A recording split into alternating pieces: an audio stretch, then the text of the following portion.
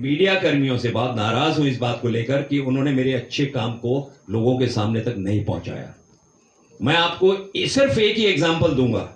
वैसे तो मैंने कम से कम 25 अच्छे काम किए वहां पे। एक काम ऐसा था कि जो पिछले 55 साल से ड्यू था, वहां पे ग्रेजुएशन के बाद एडमिशन मिलता है और उन ग्रेजुएट स्टूडेंट्स को डिप्लोमा दिया जाता था। मैंने 27 दिन के अंदर अंदर उसे मास्टर डिग्री में कन्वर्ट कराया। और आज जब मेरा टेन्योर खत्म हुआ वहां पे, आज भी कुछ मीडिया कर्मी लिखते हैं कि मैंने रिजाइन किया। मैंने कभी रिजाइन नहीं किया, क्योंकि मुझे ये समझ में बात आ गई थी कि लड़ाई करके जीतना पड़ेगा। अगर लड़ूंगा नहीं तो जीतूंगा नहीं। अगर छोड़ के भाग जाऊंगा तो अपने आप को जिंदगी भर कायर कहलाऊंगा। मैंने कहा लड़ूंगा, क्योंकि देश की सरकार मेरे साथ खड़ी है और जिन्होंने मुझे ये पद दिया वो मेरे साथ खड़े हैं और उनको मेरे ऊपर पूरा भरोसा था। और मैंने वो काम किए हैं जो आज तक किसी भी चेयरमैन ने नहीं किए। मैं ऑन रिकॉर्ड बोल रहा हूं ये बात। 10 साल से स्टूडेंट्स बैठे हुए थे जिनके डिप्लोमास कंप्लीट नहीं हुए थे, वो मैंने 4 महीने में कंप्लीट कराए। सिलेबस पिछले 15 साल से चेंज नहीं हुआ था, वो सिलेबस चेंज कराया।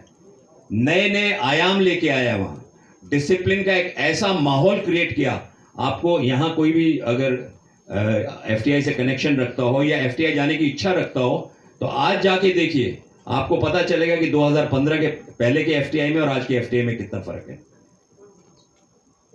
वो चीजें की, लेकिन वो मेरे मीडिया के दोस्त जो थे, मैंने उनसे कहा ये बात कि भाई मैं अब डिबेट करना चाहता हूं एफटीआई पे। किसी ने भी आगे हाथ नहीं बढ़ाया।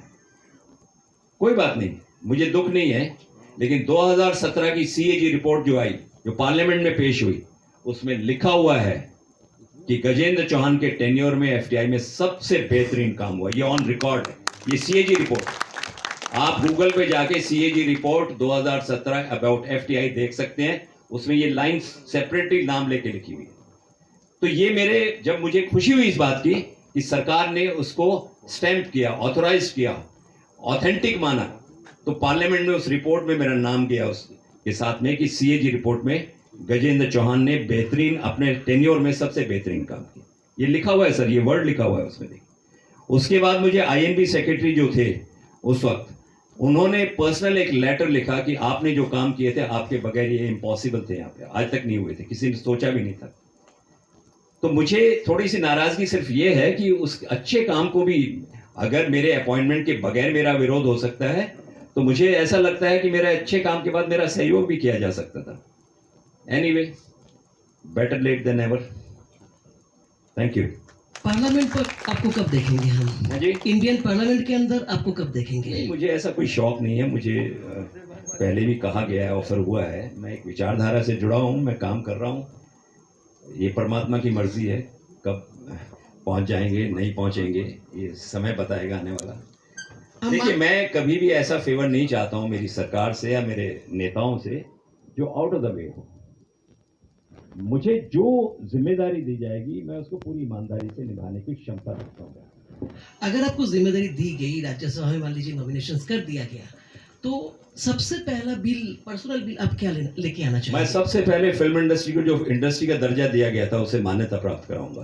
क्योंकि मैं जहां से आया हूं, जिसकी बदौलत मैं वहां तक रास्ता तय करूंगा, अगर किया तो मैं सबसे पहले इंडस्ट्री के लिए काम करूंगा। क्योंकि मैंने अक्सर देखा है, हमारे जो दोस्त होते हैं फिल्म इंडस्ट्री के, जब वो पार्लियामेंट जाते हैं तो इंडस्ट्री को भूल जाते हैं। मैं आज ये ऑन रिकॉर्ड बोल रहा हूँ, दावे के साथ बोल रहा हूँ, मैं सबसे पहला काम इंडस्ट्री के लिए करूंगा, उन कलाकारों के लिए करूंगा, उन टेक्नीशियंस के लिए करूंगा।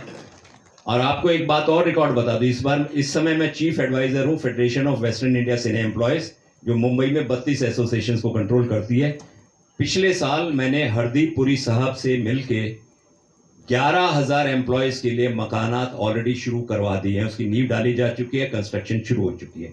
हमारी इंडस्ट्री के जो गरीब तबके के टेक्नीशियंस हैं, उनको आजकल फॉर्म भरे जा रहे हैं, उनको वो मकान अलॉट होंगे। आपकी नाराजगी बिल्कुल जायज है। इतने अच्छे काम एफटीआई की चेयरपर्सन रहते हुए किए, उसके बाद में भी कर रहे हैं, पर वाकई मीडिया में कोई हाईलाइट नहीं है। मुझे लगता है कि यहाँ पे शायद कोई भी ऐसे नहीं है जो ये सब काम जो सर किए हैं आप लोग जानते होंगे। इवन ये वाला बात तो मुझे भी पता नहीं था वाकई। एनीवे, हमारे पास समय बहुत कम है, पर आप लोग, अभी मैं फ्लोर ओपन कर रहा हूँ, आप लोग बताइए आप लोगों के मन में क्या सवाल है सर के लिए। थोड़ा क्वेश्चंस को थोड़ा सा संक्षिप्त रखिएगा। हाँ, एक हाथ वहाँ पे देख रहे हो, कोई लेडी है, आप थोड़ा ऊंचा बोल दीजिए क्योंकि माइक जब तक जाएगा तब तक काफ़ी लेट हो जाएगा आपके पास से।